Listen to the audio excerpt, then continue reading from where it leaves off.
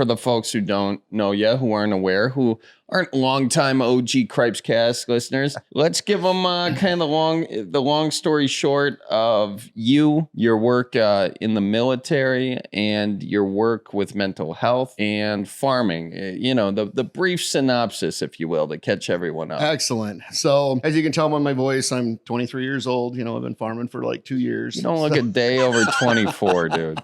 But no, grew up in a small town in southern Wisconsin, South Wayne. About 430 people there, except on the weekends, and there was 425. Grew up on a dairy farm, got out of high school, went in the military because I didn't really know what I wanted to do. Plus, there might have been an incident with my dad's truck that got me in a little bit of trouble. And then was in the military for 4 years, Operation Desert Storm. And in the Navy, I was on a big ship. I mean, a huge, second largest displacement ship next to an aircraft carrier, size of Camp Randall. For those of you that are in Wisconsin, gives you an idea how big it is. More people on that ship than was in my hometown. After I got out of the military, came back to Wisconsin, worked a couple of different ag-related jobs, got into actually agricultural sales, machinery sales for quite some time. But I've always had the farming part of my blood. I like to see crops grow.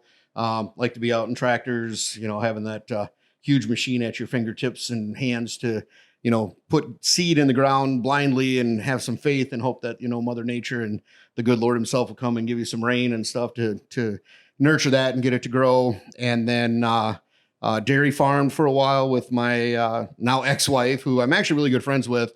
And it's kind of interesting because when you talk about my work with mental health, the way we met was after I had actually been trying to sell her family some equipment, farm equipment. And then I knew her and her husband were going to be taking over the farm eventually. So of course I was trying to get on their good side. Her husband died by suicide. And I heard about it through the news, went out there to help out as the middle of winter and stuff, and just kind of hung out there for 16 years. And then, as it goes. And I think it was her husband's suicide that was probably one of those that kind of was a turning point for me that, okay, farmers as a whole aren't very well connected to, things that are going on in the big cities. They don't have access to healthcare and that kind of stuff. There was a lot of times where the conversation in a barn or the conversation at a farmer's table would turn into, I just don't know if I can do this anymore. And I just got to the point, Charlie, where I was tired of burying friends for reasons that could have been prevented. I always say, suicide is a permanent solution to a temporary problem. I had my own suicide attempt in 1994, actually committed a felony in the process of doing that. But I was less embarrassed of saying that I had screwed up and lit this old abandoned house on fire to try to end my life than I was of admitting that I had mental problems or emotional problems, because God forbid if men should talk about their feelings. And waited until 2014, wrote a blog about men and farmers and mental health for Wisconsin Farm Bureau Federation. They printed it. It went viral. Ended up speaking at Madison-Dane County's Safe Communities Guys Night Out. That night is actually where the idea for my nonprofit TUGS, which stands for Talking, Understanding, Growing, and Supporting, that's where that came from. TUGS right here on the hat. On the hat. And what's the analogy of the tugboat? So the ship that I was on, like I said, was the largest, second largest displacement ship next to an aircraft carrier. And we couldn't steer ourselves when it was, trying to come back into port or come home. Or if you break down in the middle of the ocean, which does happen, you got to have some way to get back. And, you can't call a tow truck, you call a tugboat. And you can't see the little tugboat, but you can hear his little tooty horn and little puffs of smoke. And the part that I found the most interesting was that when we would come back into port, it would go super quiet. And we used to joke like it was so quiet you could hear the fish eat the barnacles off the outside of the hull. And then you feel this little bump and you're moving, but you're like, what's this magical force that's moving me?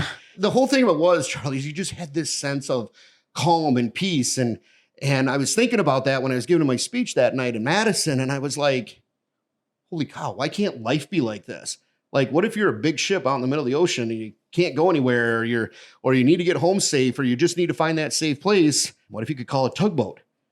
And so basically on the way home that night, I said to my friend Scott, I go, dude, I want to start a nonprofit.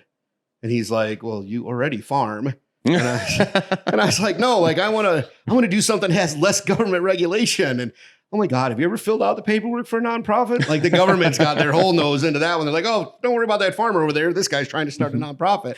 But that's where TUGS came from, talking, understanding, growing, and supporting, because even big ships need little ships sometimes. And that's basically what the core behind my organization is that, you know, we want to break down the stigmas around mental health. We want to, and I don't even like calling it mental health anymore. I like calling it mental wellness because it seems a little more positive. I mean, we all have our things going on mentally that, you know, we don't necessarily want to talk about or whatever. And I want to get rid of that stigma where we can have an open, candid conversation about mental health, like all of the open, candid conversations we were having about COVID back in 2020, you know, but I want us to actually get somewhere and accomplish something with that, and not have that anger towards each other or anything, and realize that if you were and I were sitting here right now and either one of us had a cold or COVID or the flu or whatever, we know that we could, you know, get that. We could, you know, shake hands and end up, you know, bringing that to ourselves. But I mean, you and I have shook hands and given ourselves each other a man hug 15, 20 times, and you're never going to catch my PTSD. You're never going to catch my bipolarism.